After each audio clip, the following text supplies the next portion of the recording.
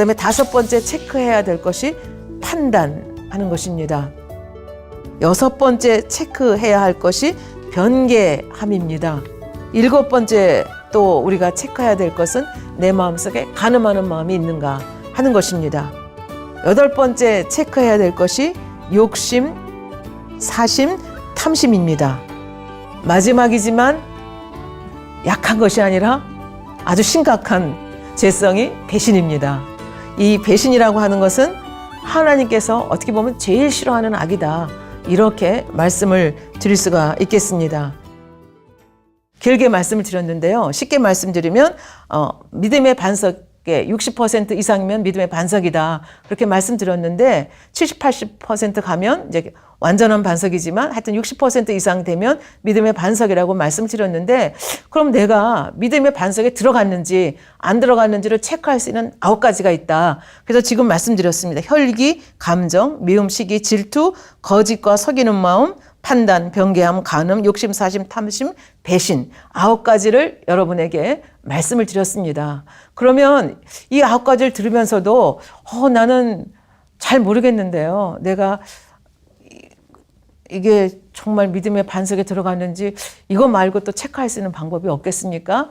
이렇게 또 질문하시는 분이 있다면 물론 이제 말씀마다 많이 있겠지만 데살로니가전서 5장 16절부터 18절의 말씀을 얼마만큼 이루고 있는가를 체크를 해보시면 됩니다. 이 데살로니가전서 5장 16절부터 18절 말씀은 항상 기뻐하라, 쉬지 말고 기도하라, 범사에 감사하라. 이것은 너희를 향한 하나님의 뜻이니라. 이 말씀입니다. 그래서 이 말씀 중에 사실 우리가 고난을 받을 때 범사에 감사라고 했는데 감사하고 있습니까? 범사에 기뻐하라고 했는데 기뻐하고 있습니까? 쉬지 말고 기도하라고 했는데 고난당한 속에서도 내가 기도하고 있습니까?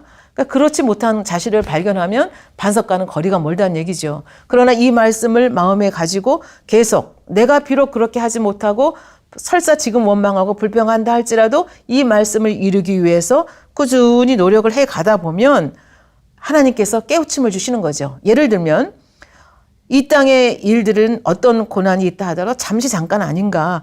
영원한 천국에 소망이 있으니 얼마나 감사한가. 또 이 죄인이 구원받아 천국에 이렇게 인간 경작을 받아 천국의 아름다운 처소를 침노할 수 있는 이 시간이 됐으니 이 고난도 얼마나 감사한가. 이렇게 하면서 고난 중에도 감사의 조건들을 하나하나 찾아갈 수 있는 은혜를 주시게 되는 거죠. 그렇게 해서 점차적으로 아버지의 말씀, 빛이신 아버지의 말씀 속으로 들어가서 하나하나 그것이 내 것이 되면 어떤 상황이 돼도 감사할 수 있고 어떤 상황이 돼도 기뻐할 수 있고 어떤 상황 속에서 기도할 수 있는 사람이 됐다. 그러면 그때 내가 믿음의 반석에 들어갔다. 이렇게 생각할 수가 있다는 얘기가 되겠습니다.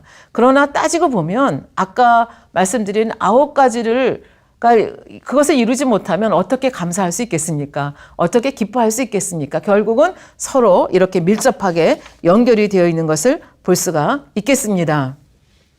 이 시간 여러분에게 잠시 쉼을 드리기 위해서 굉장히 따뜻한 글을 하나 소개를 하겠습니다.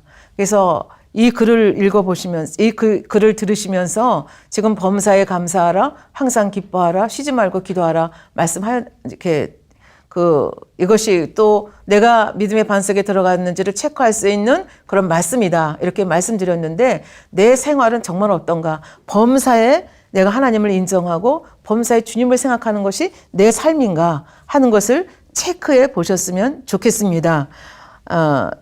제목이 주님의 편지라고 하는 글인데요. 작자는 미상입니다. 제가 너무 따뜻하고 아름다운 글, 그러나 우리로 하여금 생각하게 하는 글이기 때문에 여러분께 제가 읽어 드리도록 하겠습니다. 나의 소중한 친구에게 오늘 아침 내가 잠에서 깨어날 때 난 이미 나의 포근한 햇빛으로 내 방을 가득 채워주었지. 사실 나는 내게 안녕하세요 하며 내게 인사해 주기를 바랐지만 넌 하지 않더구나.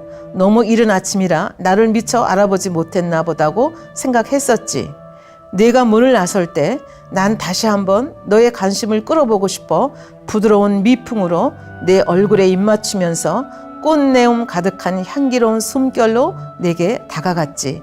그리고는 나무가지 위에 앉은 새들을 통해 내 사랑의 노래를 부르기도 했단다. 그런데도 넌 나를 그냥 스쳐 지나가 버리더구나. 얼마 후 난 내게 내 친구들과 이야기하는 걸 바라보고 있었지. 정말이지 난 너에게 나와도 이야기해 주기를 얼마나 바랐는지 모른단다. 기다리고 또 기다렸지만 넌 나에게 한마디도 건네지 않고 계속 내 할 일만 하더구나. 오후엔 내게 신선한 소낙비를 보내면서 반짝이는 빗방울로 너에게 신호를 했지. 그것도 모자라 천둥으로 한두 번 소리를 지르기까지 했지. 그리고 솜털 같은 하얀 구름 사이로 널 위해 아름다운 무지개도 그려보았지. 그렇게 하면 네가 날 쳐다보겠거니 했는데도 넌 나의 임재를 깨닫지 못하더구나. 내가 하루를 마무리 지을 저녁 무렵 난 내게 고운 석양을 보내었고 그 후엔 나의 별들을 통해 내게 수천 번 눈짓을 보냈지. 너도 날 알아보고 한 번쯤이라도 내게 눈짓을 해주기를 진정으로 바랐단다. 하지만 넌 내게 눈길 한 번 주지 않더구나. 밤에 내가 잠자리에 들 때 그때도 내가 너와 함께 있다는 것을 알려주기 위해 내 얼굴에 달빛을 비추어 주어서 잠들기 전에 잠깐이라도 나와 얘기해 주겠거니 생각했지만 넌 끝내 한마디도 하지 않더구나. 난 정말 너무도 마음이 아팠지만 밤새도록 잠든 너를 쳐다보면서 내일 아침에는 반드시 나에게 반가운 인사를 해주리라 생각했단다. 그러나 그것도 아니었지. 난 내가 나를 내 목자로 받아주길 바라면서 이렇게 매일매일 경이롭고 신기한 나의 방법을 통해 나 자신을 너에게 알리고 있단다. 내게 대한 나의 사랑은 푸른 하늘보다 더 높고 깊은 바다보다 더 깊단다. 난 내게 줄 수 있는 모든 것을 가지고 있고 또 내게 나눠주기를 원한단다. 제발 내게 소식 좀 전해다오. 사랑하는 너의 영원한 친구 예수 그리스도. 이렇게 되어 있습니다. 여러분들은 어떠십니까? 불어오는 바람 속에서도, 꽃향기 속에서도, 새들의 노래 속에서도, 별들을 바라보며 그 별들이 반짝거림 속에서도, 달빛 속에서도 하나님의 임재를 느끼십니까? 주님의 손길을 느끼십니까? 그것을 바라보면서 나에게 어떤 어려움이 있다 할지라도 나와 함께 하시는 주님의 임재를 느끼면서 행복해 하십니까? 평안해 하십니까? 그러면 여러분들은 믿음의 반석에 들어왔다 볼 수 있겠습니다. 그러나 지금 주님의 편지에 나와 있는 이 사람 같은 경우는 1분 1초도 주님을 생각할 여유가 없이 굉장히 분주한 생활을 보내고 있다고 하는 것을 알 수가 있겠습니다. 그러니까 우리가 사실은 이 9가지를 통해서 체크해 볼 수 있고 이외에도 아까 얘기한 데살로니가전서 5장 16절 18절의 말씀을 통해서도 또 기타 여러 가지 말씀을 통해서도 우리가 자신을 점검해 볼 수가 있겠습니다. 그러나 아버지 하나님께서 목자님을 통해서 이 9가지를 우리에게 제시해 주셨기 때문에 이 9가지를 우리가 정말 냉정하게 자기 자신을 보면서 이렇게 체크할 수 있다고 하면 굉장히 큰 도움이 되겠습니다. 이제 그러나 여기서 우리가 또 다시 한번 생각해 볼 것이 있습니다. 우리가 그럼 믿음의 반석에 들어오면 다냐? 믿음의 반석에 들어오면 되겠느냐 하는 얘기가 됐는데 아까 말씀드렸죠. 믿음의 반석은 60% 됐을 때 믿음의 반석이라 말씀하시고 아직 0으로 들어가기까지는 40%가 남아 있습니다. 그러니까 믿음의 반석에 들어오게 되면 내가 생각할 수 있는 범위 내에서는 내 속에 있는 모든 죄성들을 버렸다. 이렇게 생각할 수 있는 그런 단계라고 볼 수가 있겠습니다.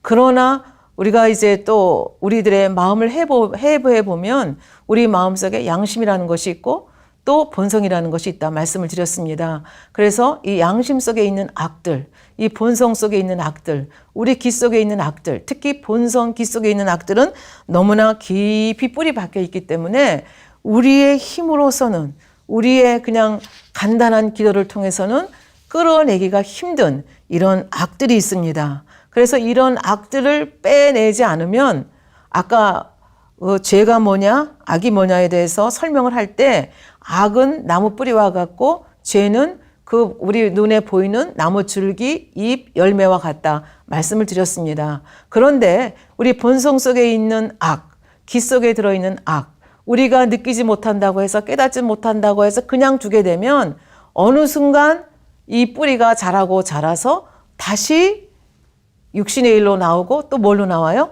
육체의 일로 나올 수가 있다는 겁니다. 그렇기 때문에 결국은 이 본성 속에 있는 악, 우리 귀 속에 있는 악가지를 다 빼내야 우리 속에 있는 죄성들을 다 빼냈다. 그래서 악은 모양이라도 버린 성결된 상태가 되는 것입니다. 그걸 우리가 영이라고 말씀하고 믿음의 4단계다. 이렇게 말씀을 드립니다. 그러니까 믿음의 반석에 왔다고 해서 다 된 것이 아니라 사실은 더 이제 깊은 단계의 죄를 버려야 돼, 악을 버려야 되는 그런 입장에 서 있다. 그렇게 말씀을 드릴 수가 있겠습니다.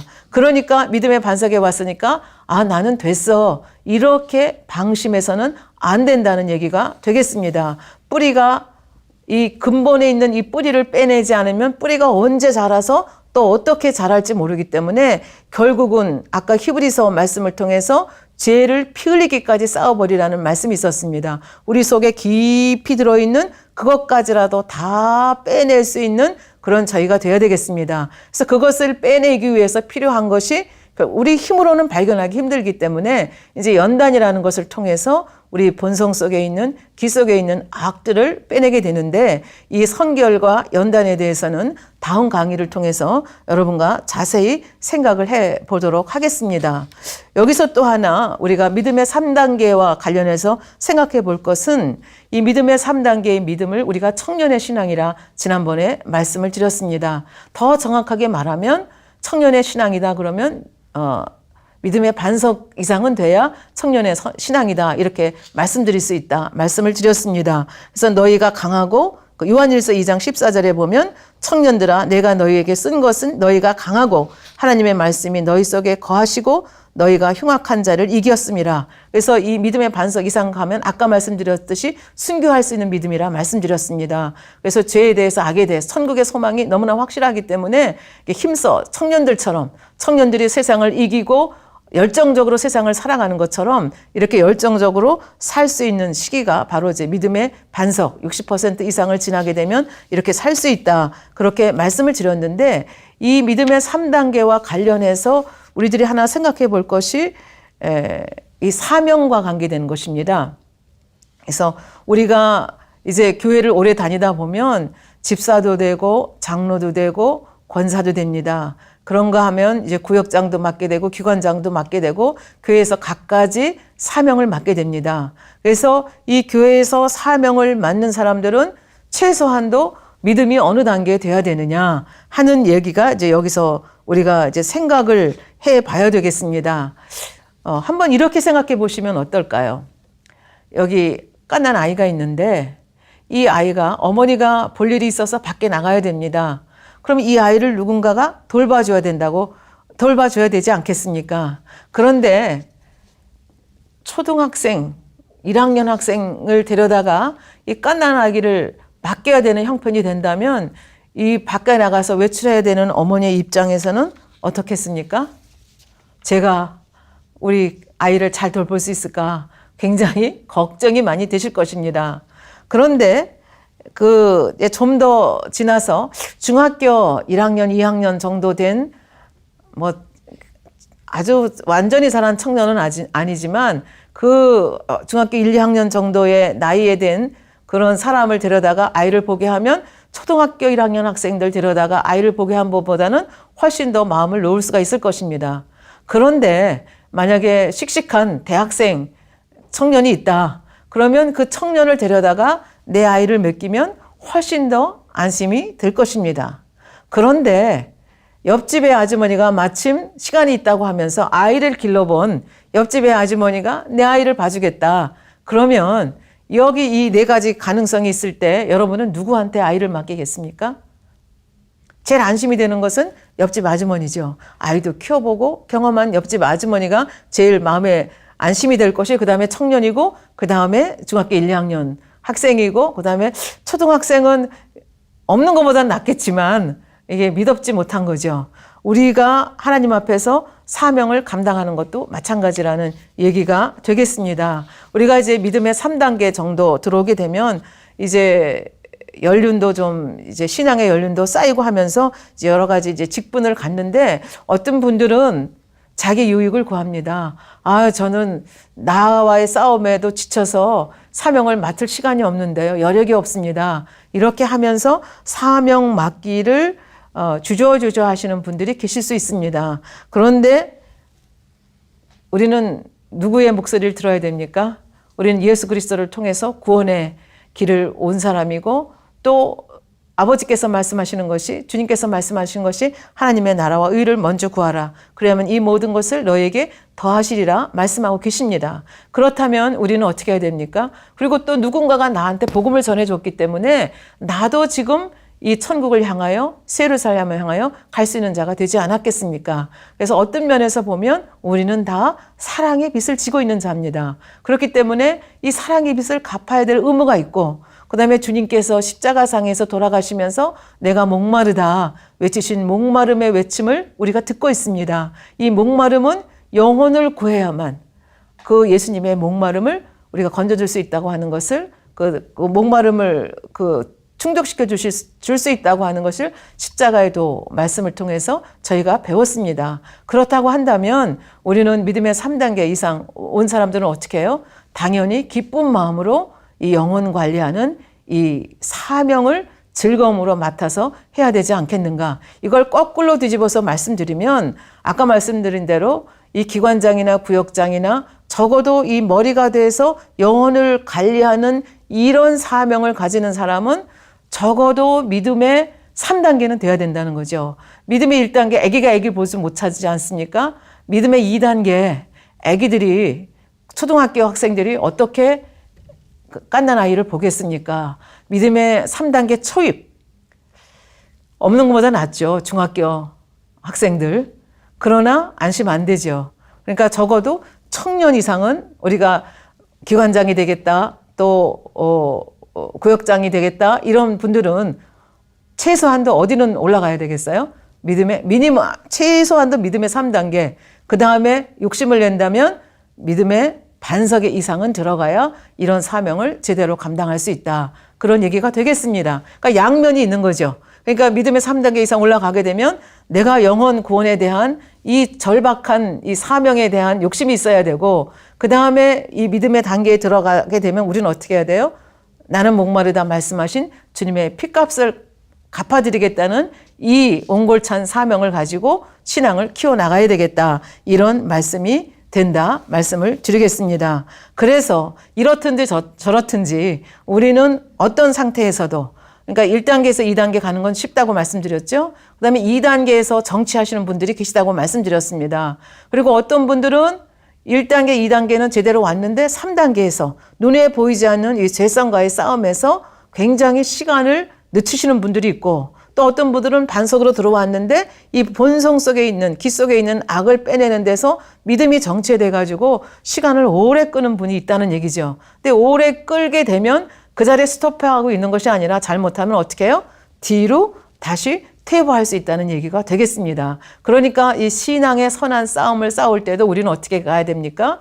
멈추지 않고 꾸준히 죄와 싸우되 피 흘리기까지 싸워가면서 죄를 버려서 악을 버려서 결국은 어디까지 가야 안심이 되느냐? 믿음의 4단계까지 가야 비로소 안심이 되는 단계에 이를 수 있다. 그래서 왜 안심이 되느냐? 그것은 이제 다음 강의를 통해서 더 깊게 여러분과 같이 생각을 해 보도록 하겠습니다. 그래서 오늘은 믿음의 3단계에서 믿음의 3단계는 행할 수 있는 믿음이다 라고 하는 것에 대해서 말씀을 드렸고 그 다음에 믿음의 반석은 믿음의 3단계에서요 60% 이상 들어간 사람을 믿음의 반석이라고 하는데 내가 믿음의 반석에 들어갔는지 안 들어갔는지를 체크할 수 있는 체크리스트가 9가지 죄성이 있다. 그래서 9가지 죄성에 대해서 말씀을 드렸고 또 하나는 데살로니가전서 5장 16절부터 18절 말씀도 또 하나의 나를 점검해 볼 수 있는 내가 믿음의 반석에 들어갔는지 안 들어갔는지를 점검해 볼 수 있는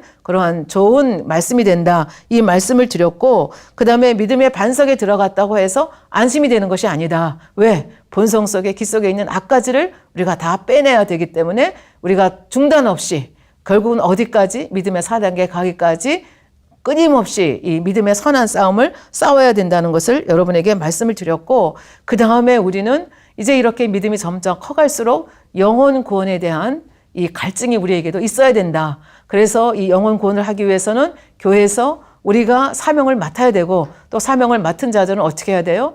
어린애가 어린애를 볼 수 없기 때문에 적어도 청년의 신앙이 되도록 꾸준히 분발해서 믿음을 키워가야 되겠다. 여기까지 말씀을 드렸습니다. 다음 시간에 못한 부분은 다음 시간에 연이어서 설명을 해드리도록 하겠습니다. 감사드립니다.